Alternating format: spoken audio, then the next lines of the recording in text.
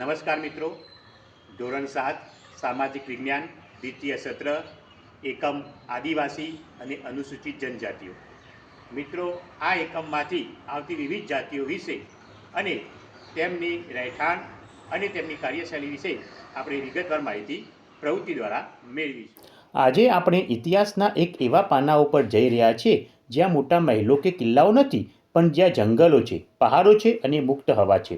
આપણે હંમેશા રાજા મહારાજાઓ અને તેમના યુદ્ધો વિશે વાત કરીએ છીએ, પરંતુ એ સમયે ભારતમાં એક એવો સમાજ પણ જીવતો હતો જે રાજાના નિયમોથી નહીં પણ પ્રકૃતિના નિયમોથી ચાલતો હતો, જેમને આપણે આદિવાસી કે જનજાતિ કહીએ છીએ. કલ્પના કરો, એક એવું જીવન જ્યાં કોઈ ઊંચ કે નીચ નથી, જ્યાં આખું ગામ એક પરિવાર છે અને જમીન કોઈ એકની નથી પણ આખા સમુદાયની છે. બીજી બાજુ કેટલાક એવા લોકો હતા જેમના પગ ક્યારેય એક જગ્યાએ અટકતા ન હતા. આજે અહીં તો કાલે બીજે, પશુપાલન કરતા અને સામાનની હેરફેર કરતા આ લોકો એટલે વિચરતી વિમુક્ત જાતિઓ.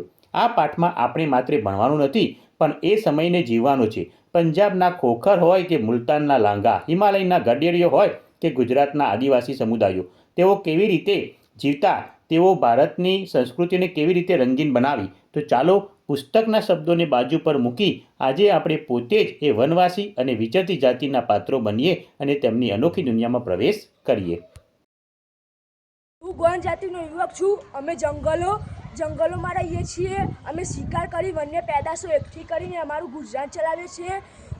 ગોંડ જાતિના રાજ્યો 70,000 જેટલા હોય છે. હું અહમ જાતિની યુવતી છું. અમે અસમમાં રહીએ છીએ. અમે ચોખા અને ચાની ખેતી કરીએ છીએ. અસમમાં અમે જંગલોમાં રહેતા હોવાથી અમારા ઘર વાંસના લાકડા ઉપર હોય છે. તેથી અમે અમારા ગામના નિયમોનું પાલન કરીએ છીએ. હું ભીલ જાતિનો શિકારી છું. અમે પશ્ચિમ અને મધ્ય ભારતમાં રહીએ છીએ. અમે શિકાર અને ખેતી કરીને અમારું જીવન જીવીએ છીએ. હું ડાંગની આદિવાસી યુવતી છું. અમે ડાંગ ગરબા જેવા તહેવારો ઉજવીએ છીએ. અમારા નૃત્ય ખૂબ જ પ્રખ્યાત છે. અમારા નૃત્ય જોવા વિદેશથી ઘણા લોકો આવે છે. ડાંગમાં ડાંગ ગરબા પ્રતિવર્ષ ભરાય છે, જેમાં રાજાઓને વર્ષાસન આપવામાં આવે છે. હોળીના તહેવાર દરમિયાન ડાંગ ગરબા યોજવાની શરૂઆત વર્ષો પહેલાંથી થઈ હતી. ચીર જાતિનો સરદાર છું. અમે બિહાર અને ઝારખંડના પહાડી વિસ્તારોમાં રહીએ છીએ. અમે પોતાના રાજ્યનું રક્ષણ કરીએ છીએ. હું નાગા જાતિની યુવતી છું. અમે પૂર્વીય ભારતમાં રહીએ છીએ. અમે અમારી સંસ્કૃતિ જાળવી રાખી છે. હું અંજાર જાતિનો વેપારી છું. અમે અમારા બળદોની ફોડ લઈને વેપાર કરીએ છીએ. અનાજ અને અન્ય ચીજ વસ્તુઓ સરહદ સુધી પહોંચાડીએ છીએ. યુદ્ધ દરમિયાન અમે વંજારા એક સાથે ઘણા બળદોની ફોડ દ્વારા મુગલ સેનાને અનાજ અને અન્ય ચીજ વસ્તુઓ પૂરી પાડીએ છીએ. વંજારાઓ વિચરતી જાતિના સમૂહના તાંડા તરીકે ઓળખાય છે. હું કોલાગા જાતિની યુવતી છું. અમે હાથ બનાવટી વસ્તુઓ બનાવીએ છીએ અને અમે દક્ષિણ ભારતમાં રહીએ છીએ. હું જાતિનો આગેવાન છું. અમારું મૂળ વતન ઈરાનની ઉચ્ચ પ્રદેશ છે. અમે બલુચિસ્તાન અને અફઘાનિસ્તાન અને પાકિસ્તાનમાં રહીએ છીએ. અમે જે પાકિસ્તાનનો ચુબાઈ શકાયેલો ભાગ રોકે છે અને ખનિજથી ભરપૂર છે.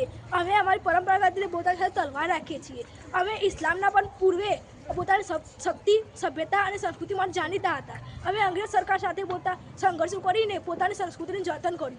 યુવતી, હું કુકી જાતિની યુવતી છું. અમે પૂર્વીય ભારતમાં રહીએ છીએ અને પ્રકૃતિની ખૂબ કાળજી રાખીએ છીએ. હું સાંથર જાતિનો ખેડૂત છું. હું બિહાર અને ઝારખંડમાં રહીએ છીએ. અમે ખેતી કરીને અમારું જીવન જીવીએ છીએ. હું મુંડા જાતિની યુવતી છું. અમે બિહાર અને ઝારખંડમાં રહીએ છીએ અને અમે પરંપરા જાળવી રાખીએ છીએ. હું કોડી જાતિનો ખેડૂત છું. અમે મહારાષ્ટ્રના પહાડી વિસ્તારમાં રહીએ છીએ. અમે ખેતી કરીને અમારું ગુજરાન ચલાવીએ છીએ. હું ગુજરાતની નટ છું. અમે અંગ કસરતો દ્વારા લોકોનું મનોરંજન કરીએ છીએ. હું બેરાજ જાતિની શિકારી છું. અમે દક્ષિણ ભારતની પહાડી વિસ્તારોમાં રહીએ છીએ. અમે આદિવાસી તરીકે ઓળખવામાં આવીએ છીએ. અમે જંગલોમાં જઈને પ્રાણીઓનો શિકાર કરીને અમારું ગુજરાન ચલાવીએ છીએ. હું ગઢરી જાતિનો પશુપાલક છું. અમે પશ્ચિમ હિમાચલમાં રહીએ છીએ અને લીટા બકરા પાડીને અમારું જીવન ચલાવીએ છીએ. હું મિઝો જાતિનો આગેવાન છું. હું પૂર્વ ભારતમાં રહું છું અને અમારા સમુદાયનું ધ્યાન રાખું છું. હું અહમ જાતિનો સૈનિક છું. અમે રાજ્યની રક્ષા કરીએ છીએ અને યુદ્ધમાં લડવા માટે તૈયાર રહીએ છીએ. હું ગોંડ જાતિનો રાજા છું. અમે ભારતના વિશાળ ગોંડવાના નામના વન પ્રદેશમાં રહેનારી પ્રજા છીએ. અમે અમારા રાજ્યને ગઢ કહીએ છીએ. દરેક ગઢમાં 84 જેટલા ગામડા હોય છે, જેને 84 કહેવામાં આવે છે. અમે અમારા 84 ગામડામાં 12 ગામડા ભેગા થઈને બારહોત બનાવે છે, જેને બારહોત કહેવામાં આવે છે.